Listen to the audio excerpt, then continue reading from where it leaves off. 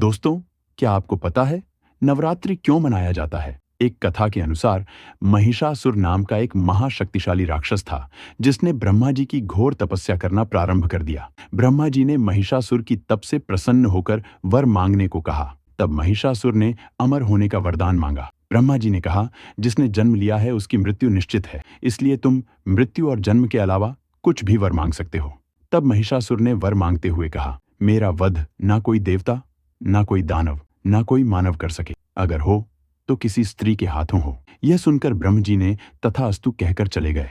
इसके पश्चात महिषासुर राक्षसों का राजा बन गया और सभी देवता गंधर्व पर आक्रमण करना प्रारंभ कर दिया, जिससे सभी देवता घबराकर भगवान विष्णु और शिव जी के पास गए। विष्णु जी तथा सभी देवताओं के शरीर से एक दिव्य रोशनी निकली जो कि दुर्गा माता के स्वरूप में प्रकट हो गई।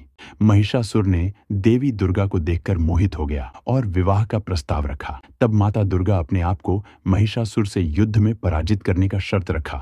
महिषासुर ने शर्त स्वीकार कर लिया और माता दुर्गा तथा महिषासुर के बीच 9 दिन तक युद्ध चला और 10वें दिन माता दुर्गा ने महिषासुर का वध कर दिया। दोस्तों, उसी दिन से माता दुर्गा का नवरात्रि त्योहार मनाया जाता है। आप सभी को मां दुर्गा के 9 रूपों के बारे में पता होगा, पर क्या आपको पता है माता शैलपुत्री का जन्म कैसे हुआ? एक कथा के अनुसार पर्वत राज्य हिमालय के यहाँ पुत्री के रूप में जन्म लेने के कारण उनका नाम शैलपुत्री पड़ा।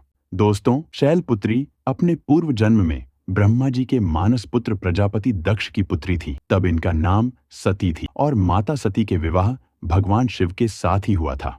परंतु देवी सती ने अपने पिता के यज्ञ में अपने पति महादेव के अपमान को न सुन सकी और अपने पिता के यज्ञ के हवन कुंड में अपने शरीर का दाह करके अपना शरीर त्याग किया था। माता सती का दूसरा जन्म शैलपुत्री के रूप में हुआ और इनका विवाह भी भगवान महादेव के साथ ही हुआ था। देवी शैलपुत्री को देवी हेमवती, देवी पार्वती के भी नाम से जाना जाता है। माता शैलपुत्री बैल पर सवार होकर दाएं हाथ में त्रिशूल तथा बाएं हाथ में कमल से सुशोभित रहती है।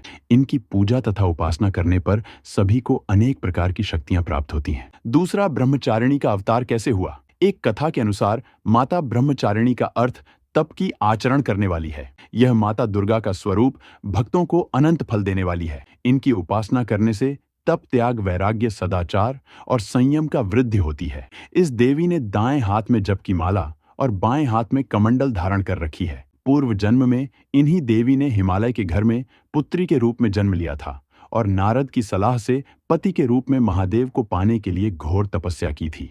इसी घोर तपस्या के कारण माता को ब्रह्मचारिणी के नाम से जाना जाता है। 1000 वर्ष तक फूल फल ही खाए। तपस्या के दौरान खुले आसमान के नीचे वर्षा और धूप के घोर कष्ट भी सहे तथा 3000 वर्ष तक बेलपत्र खाए। इसके पश्चात उन्होंने बेलपत्र भी खाना त्याग दिया और महादेव की आराधना करते रहे। कई हजार वर्षों तक निर्जल और निराहार होकर तपस्या में लीन रही। ब्रह्मदेव ने माता ब्रह्मचारिणी की तपस्या की सराहना की और बताया, आपका मनोकामना जल्द ही पूर्ण होगी और भगवान चंद्रमौली शिव जी आपको पति के रूप में प्राप्त होंगे। नवरात्रि के तीसरे दिन मां दुर्गा के तीसरे रूप चंद्रघंटा की पूजा की जाती है। मां दुर्गा के इस रूप के मस्तक में घंटे के आकार का अर्धचंद्र घंटा के समान दिखाई पड़ता है, इसीलिए माता का नाम चंद्रघंटा है। सिंह पर सवार माता चंद्रघंटा के 10 हाथ है और उनके सभी हाथों में अस्त्र और शस्त्र है। नवरात्रि के तीसरे दिन के उपवास में देवी चंद्रघंटा का उपवास का बड़ा ही महत्व है। माता चंद्रघंटा की भक्ति करने वाले को जल्द ही अलौकिक वस्तुओं के दर्शन होने लगते हैं।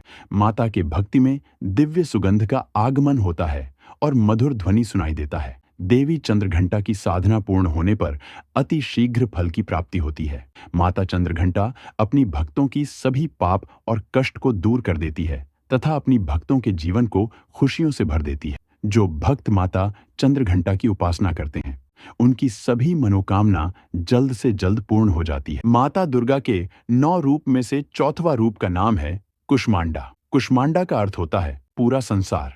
उसके पैर नवरात्रि के पर्व में चौथे दिन कुष्मांडा देवी की साधना की जाती है। जब सृष्टि में मनुष्य का अस्तित्व नहीं था तब कुष्मांडा देवी ने ब्रह्मांड की रचना की थी। तभी से माना जाता है कि कुष्मांडा माता के पैर में पूरा जगत है। मां कुष्मांडा के 8 भुजाएं हैं, जिससे कुष्मांडा देवी को अष्टभुजा धारिणी भी कहा जाता है। कुष्मांडा देवी की शरीर की तेज सूर्य के समान दिव्य प्रमाण है। कुष्मांडा देवी के 7 हाथों में कमल पुष्प धनुष बाण कमंडल अमृत पूर्ण कलश चक्र गदा से सुशोभित रहती है और 8वें हाथ में जपमाला है। कुष्मांडा माता का वाहन सिंह है। माता कुष्मांडा की उपासना करने से भक्तों की सारी रोग मिट जाती है तथा आयु यश और बल की वृद्धि होती है। कुष्मांडा माता को प्रसन्न करने के लिए जहां तक हो सके विवाहित महिला का पूजन करके भोजन में दही हलवा खिलाकर तथा फल फूल के साथ सौभाग्य की वस्तु भेंट में देने चाहिए, जिससे नवदुर्गा में से 5वां रूप है स्कंद माता। स्कंद माता का अर्थ होता है कार्तिक, स्वामी की माता। नवरात्रि के 5वें दिन स्कंद माता की उपासना की जाती है। पौराणिक शास्त्रों के अनुसार स्कंद माता भगवान कार्तिक के नाम से जाने जाते हैं और देवासुर संग्राम में देवताओं के सेनापति के रूप में भाग ली थे। पुराणों में इस स्कंद माता को कुमार एवं शक्ति कहकर माता की महिमा का गुणगान किया जाता है। इन्हें भगवान स्कंद की माता होने के कारण मां दुर्गा जी के इस स्वरूप को स्कंद माता के नाम से जाना जाता है। मां स्कंद की उपासना एवं व्रत करने से भक्तों की सभी इच्छा पूर्ण हो जाती है। 6वां रूप मां कात्यायनी है। कात्यायनी का अर्थ होता है कात्यायन, अर्थात आश्रम में जन्मी माता। आदिशक्ति के एक स्वरूप कात्यायनी का अवतार कैसे हुआ, इसका एक प्रचलित कथा है। कहा जाता है कि कत्य नामक एक प्रसिद्ध ऋषि थे। उनके पुत्र का नाम था ऋषि कात्य। इन्हीं कात्य के गोत्र में विश्व प्रसिद्ध महर्षि कात्यायन उत्पन्न हुए थे। कात्यायन की इच्छा थी कि उनके घर में माता आदिशक्ति का स्वरूप जन्म ले और इसके लिए उन्होंने भगवती परंबा की उपासना करते हुए बहुत वर्षों तक घोर तपस्या की थी। तब मां आदिशक्ति ने उनकी घोर तपस्या से प्रसन्न हो गई। जब दानव महिषासुर का पृथ्वी पर अत्याचार अत्यधिक बढ़ गया, तब त्रिदेवों ने मिलकर अपनी ऊर्जा से एक देवी को उत्पन्न किया जो माता आदिशक्ति थी। महर्षि कात्यायन में सर्वप्रथम इनकी पूजा की। इसी कारण माता आदिशक्ति को कात्यायनी कहा जाता है। मां कात्यायनी का स्वरूप अत्यधिक चमकीला है। इनकी 4 भुजाएं हैं और इनका वाहन सिंह है। मां कात्यायनी के भक्ति और उपासना से अर्थ, धर्म, काम, मोक्ष प्राप्त किया जा सकता है। 7वां रूप कालरात्रि। कालरात्रि का अर्थ होता है काल का नाश करने वाली। नवरात्रि के 7वें दिन मां दुर्गा के 7वें शक्ति कालरात्रि की उपासना की जाती है। माता कालरात्रि का शरीर का रंग काल की तरह काला होता है तथा उनके सर के बाल बिखरे होते हैं और गले में मुंडों का माला होता है। कालरात्रि माता के 3 नेत्र होता है और इनका वाहन गधा होता है। माना जाता है कि देवी के इस रूप में सभी राक्षस, भूत, प्रेत, पिशाच और नकारात्मक ऊर्जा का नाश होता है। माता काली के नाक से अग्नि की तरह भयंकर ज्वाला निकलती रहती है तथा मां कालरात्रि का स्वरूप देखने में अत्यंत भयानक होता है, परंतु यह सदैव शुभ फल प्रदान करती है। इसी कारण इनका नाम सुभंती भी है। दानवसुर, राक्षस, भूत, प्रेत उनकी स्मरण मात्र से ही भाग जाती। इनके भक्तों को जल भय, अग्नि भय, जंतु भय, शत्रु भय, रात्रि भय कभी नहीं होती है। 8वें रूप का नाम है महागौरी। इनका स्वरूप पूर्णता, सुंदरता का प्रतीक है। इनके सुंदरता का उपमा चक्र, शंख, चंद्र और कुंभ की फूलों से किया गया है। देवी महागौरी की आयु 8 वर्ष की मानी जाती है। इनका वस्त्र और आभूषण भी श्वेत है। वृषभ की सवारी करने वाली महागौरी की 4 भुजाएं हैं। देवी महागौरी ने अपनी पार्वती रूप में भगवान शिव को प्राप्त करने के लिए महाकठोर तप किया था। तब इनका रंग काला पड़ गया था। तब भगवान शिव ने उनके शरीर को गंगा जल से मलकर पवित्र किया था। तब इनका शरीर दूध की तरह कांतिमाल हो उठा।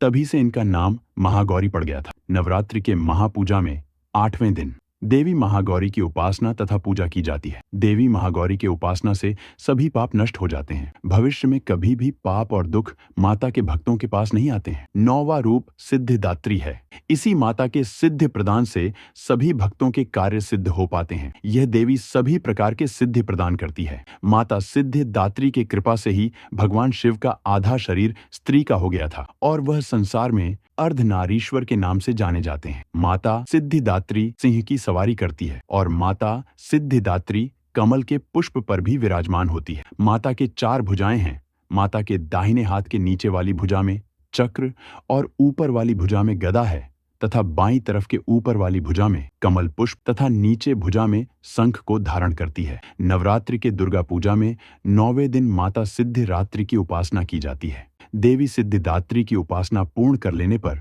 भक्तों की सभी मनोकामना पूर्ण हो जाती है। नवरात्रि में माता की पूजा करते हो तो वीडियो को लाइक करें और चैनल को सब्सक्राइब करें तथा कमेंट में जय माता दी जरूर लिखें।